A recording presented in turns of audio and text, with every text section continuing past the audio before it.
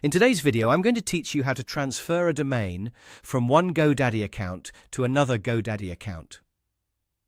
To get started, open the GoDaddy website and sign into the account that currently owns the domain. Make sure you're using the correct account before you begin, because this process needs to be started by the current domain owner. Once you're logged in, go to your profile area, usually located in the upper part of the screen, and click on My Products. This section shows the services and domains connected to your account. From there, find the domain you want to move and click on DNS. If needed, click DNS again to enter the full management area for that domain. Depending on the version of the page you see, the layout may look a little different, but you're looking for the Domain Management section. Once you're in the right place, click on Domain Settings. This is where GoDaddy gives you access to ownership and transfer-related options. Now scroll down through the Domain Settings page until you see the option to transfer the domain to another GoDaddy account. Select that option to begin the process. At this point, GoDaddy may ask you to verify your identity with a code.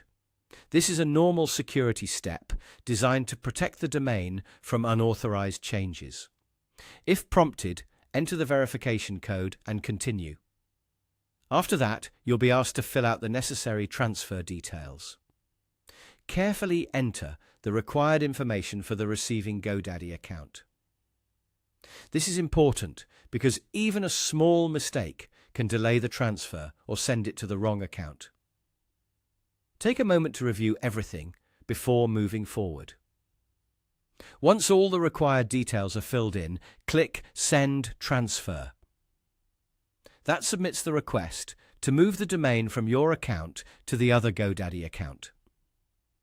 A helpful tip here is to double-check that the domain is the correct one before sending the transfer request, especially if you manage multiple domains in the same account.